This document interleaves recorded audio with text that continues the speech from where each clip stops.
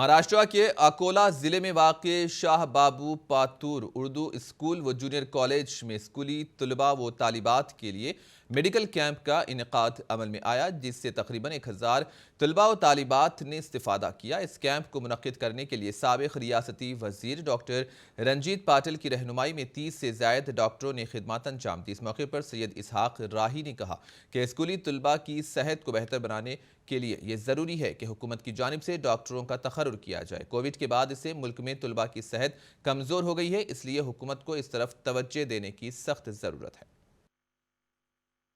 Education society की ओर से आज स्टूडेंट्स के लिए जो मेडिकल हेल्थ कैंप लिया गया है उसका इनॉग्रेशन हो गया।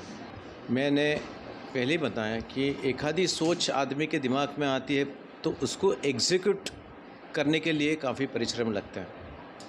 हम लोग भाषण देते हैं, हम तो 100 सोच रखते हैं, 100 विचार रखते हैं, पर उसको प्रैक्टिकल एग्जीक्यूशन में लाना इसके लिए काफ़ी परिश्रम लगते हैं। आज मेरे को बहुत खुशी हुई। ये स्कूल के लिए जो भी बनता है सरकारी तौर के ऊपर, जैसे उन्होंने एक मांग रखी कि भाई एक मेडिकल ऑफिसर यहाँ पे आके सबका फॉलोअप रखे, सिर्फ एक बार ट्रीटमेंट करने से और डायग्नोसिस करने से काम नहीं बनेगा। ये भी कुछ अच्छा आइडिया उन्होंने रखा।